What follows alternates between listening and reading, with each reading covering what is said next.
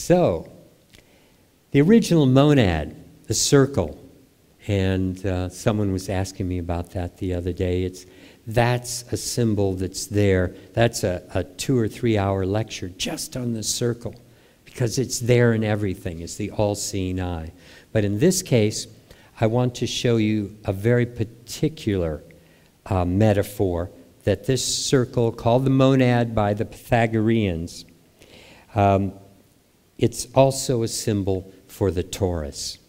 Now, the torus is a donut. It moves, as you can see, it's moving in through the center, and it moves in the x-axis clockwise in one direction and counterclockwise in the other direction. So it's moving in the x and the z-axis at the same time.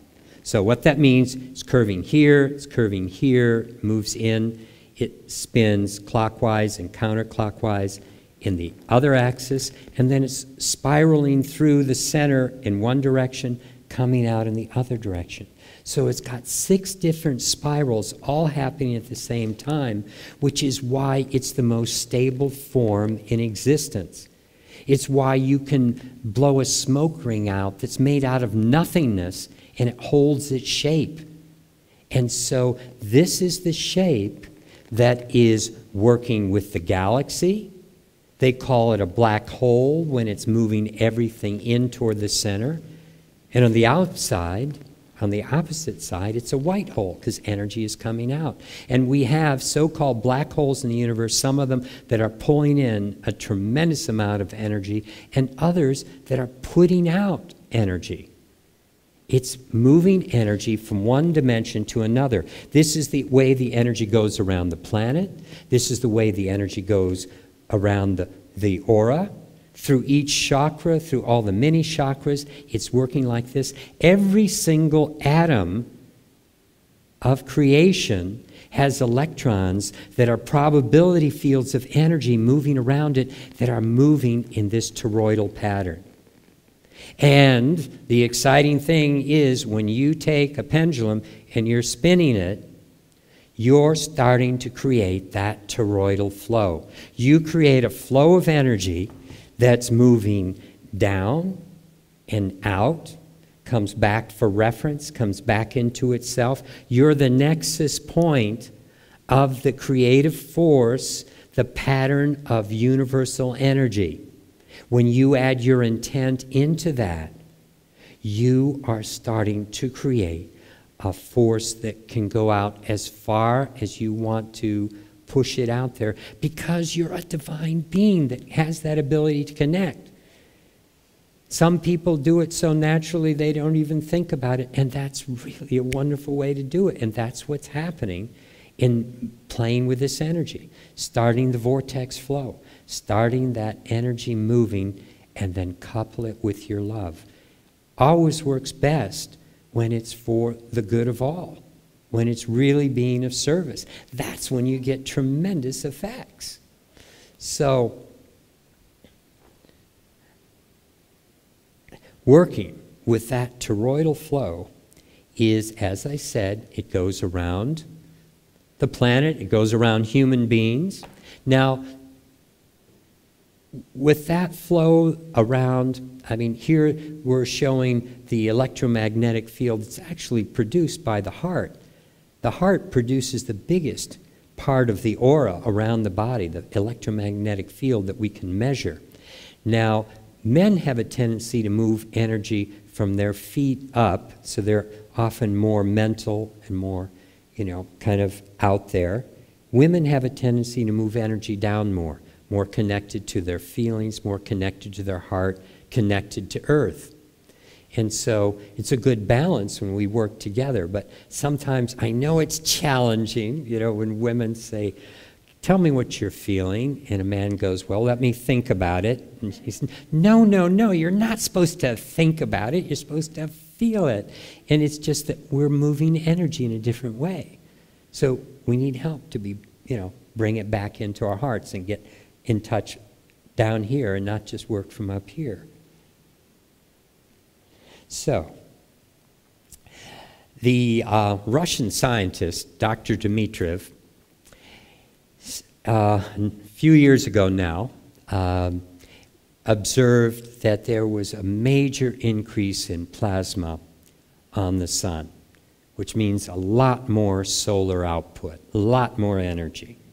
What he attributed it to was an alignment at this particular time in creation. You know, this is 2012, this is a precession of the equinoxes, it's a movement of all the major astrological signs into, you know, we're now in Aquarius, we're working with the Kali Yuga ending. There's many, many different cycles and periods happening on the Earth right now.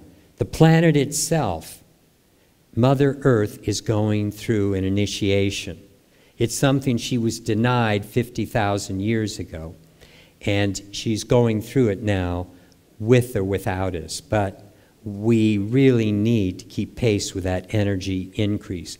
And that's a lot of what's happening, a lot of what's Earth changes. Human beings are definitely exacerbating the situation. And we shouldn't be creating some of the pollution we are, but we're only a small part of it.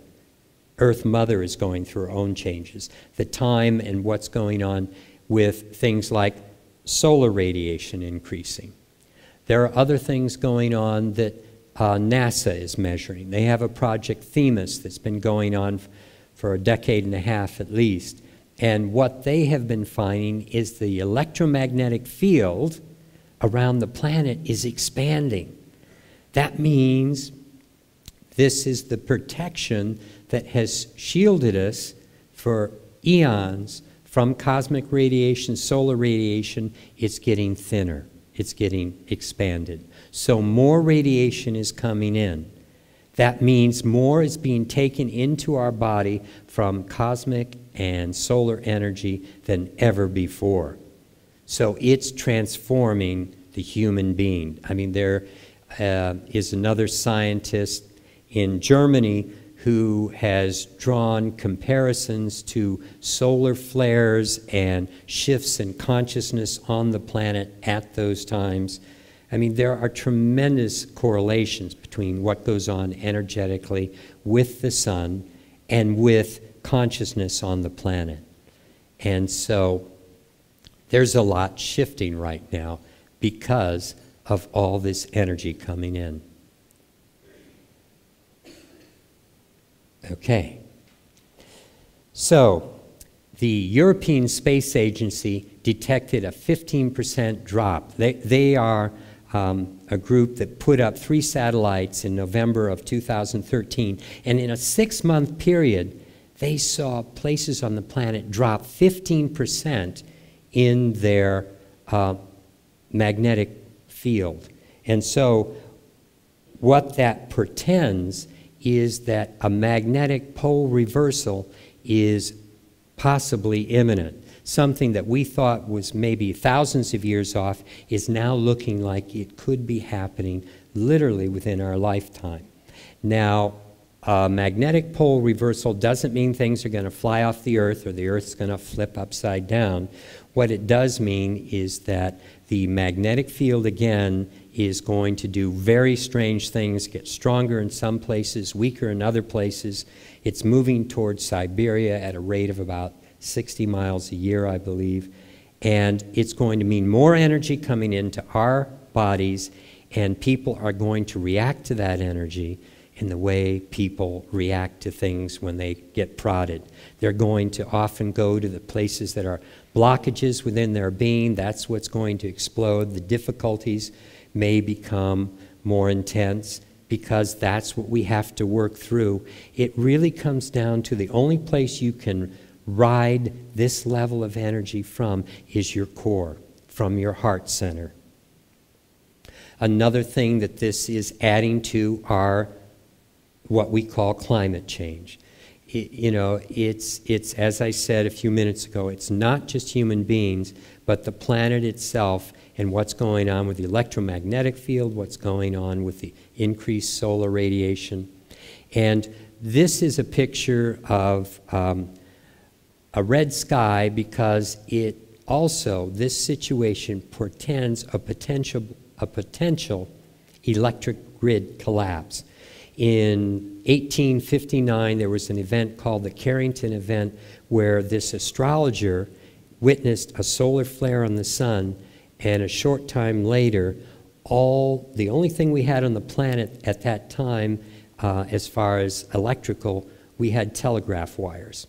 So we had telegraph wires burst into flame, papers near telegraphs burst into flame, people were knocked out by it. It was a tremendous influx of energy, and the sky turned red because there was so much energy, solar energy coming in. Now we have the northern lights where we ionize, put energy into nitrogen. As it loses energy, it gives off greens and blues, and so does oxygen at low levels. But you bring in enough energy, and you're going to ionize oxygen at the high levels in the stratosphere, and that will, when it stabilizes and loses energy, it gives off a red hue and makes the sky look like fire.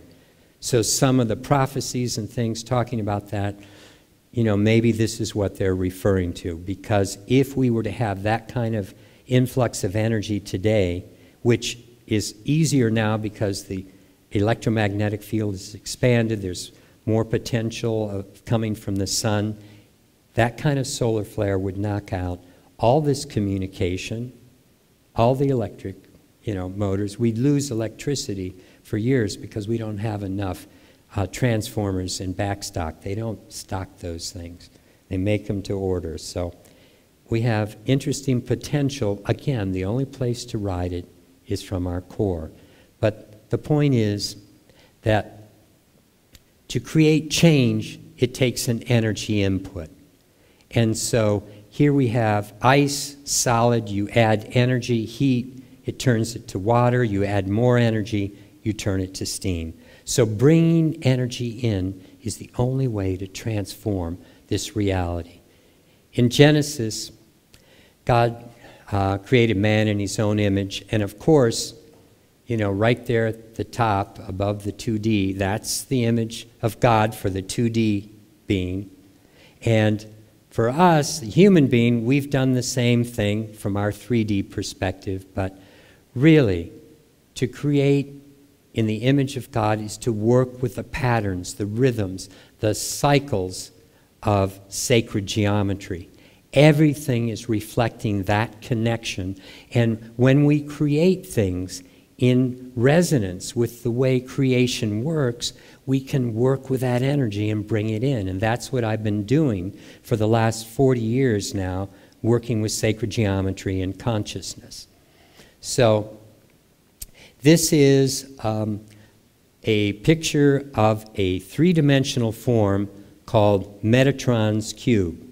It's right up here. Normally I can hold this and you can see the shadows, but up on the screen, you see the three different perspectives that are on the screen, looking at it from a point in the bottom, and then one of the lines on the side, and then a face. So every geometry has point, line, and face. When you look at the geometry from those three perspectives, you get those mandalic patterns. When I work with those patterns in a two-dimensional surface, like I have here with these tools that I've created, it brings three-dimensional energy into a two-dimensional form. In these tools, I have 35 or so antenna systems. I work in a chamber where I work with, I was here with Damaris a little earlier. I work with sound. I fold it back on itself thousands of times. I work with inert gases in that chamber. I have forms 20 feet high. I'm working to create connecting points to higher dimensions so that human beings, when they interact with these shapes, they're able to tune in to those energies. So I wanted to share with you how these work. Like that piece of jewelry up there, that's what I have in my hand right now. So can I have a volunteer come up here? Okay, you were fast. Come on. What I'm going to do is now talk about working with like electromagnetic pollution. So you're familiar with kinesiology. Here, stand this way. So I'm going to press down and you resist, okay? Now, I'm going to give you this. Okay, I'm going to give you this phone. Put it next to your head as if you're making a phone call. Okay, we both knew that would happen. But now here, I'm going to put this in your hand. This is that pendant I was showing. Now put it next to your head. Okay, see the difference? Mm-hmm. So that's what I'm talking about. The EMFs disconnect us, and this is a tool that keeps you connected. So let's look at stress. I want to show you something. This is really fun. Stay right there.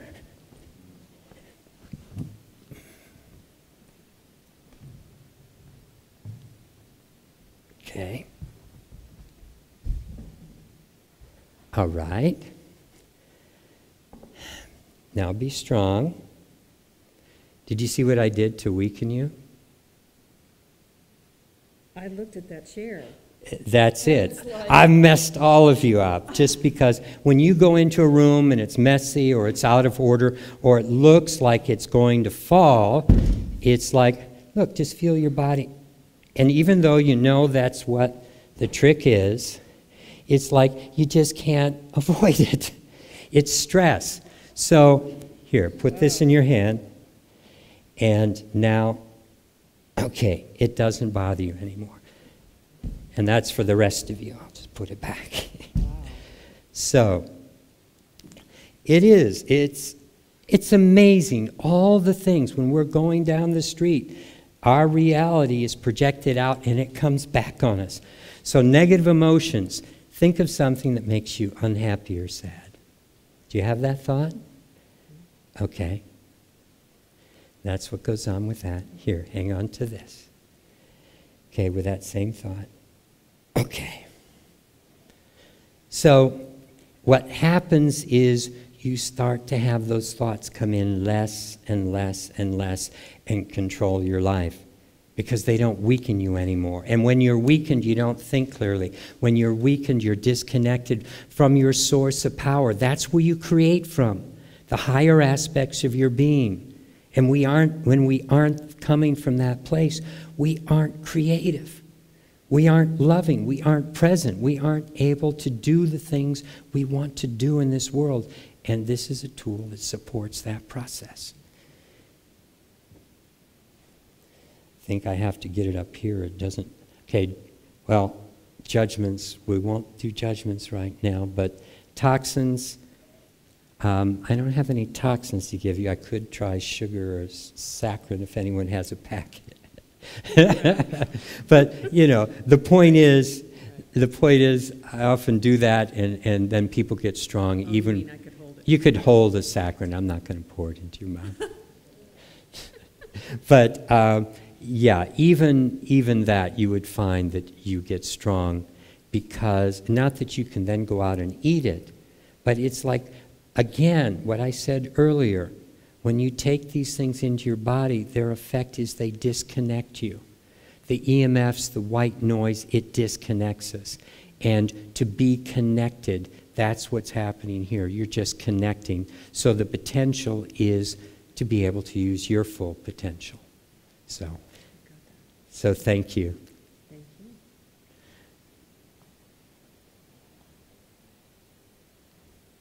So these are tests that we did.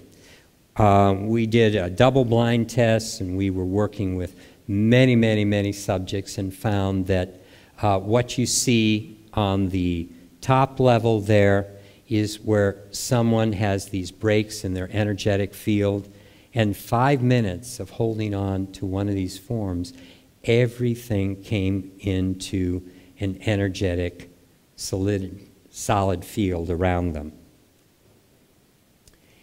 And in this particular slide, we were able to, with the same piece of equipment developed by a Russian physicist called the GDV, we were able to measure where in the first case, his liver was way underactive, his spleen, urogenital system. In a matter of 5 minutes, everything came into the green zone. Everything became balanced just by holding this tool. So you can see that's part of health, is having flow of energy again coming through your body.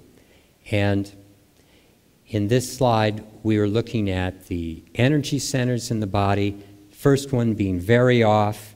You can see the second chakra and the third chakra were smaller. In 5 minutes, everything came more toward balance and increased in size in the second and third chakra. More energy was coming through those chakras. So, it's like, in conclusion, a healthy, balanced body is the result of higher connection. And the relationship that's initiated by that connection through resonance allows for the flow of energy, which you are, through your body. And that energy contains all love, purpose, and well-being. So thank you. And if we have a couple of minutes, I'd be happy to answer questions. Otherwise, I'm over in the vending area, and I do have these forms where you can experience them. And I totally guarantee everything. That means if you don't feel like it's changing your life and you absolutely love it and can't live without it, then send it back. Because that's the only way I like to do business with people. Okay, thank you.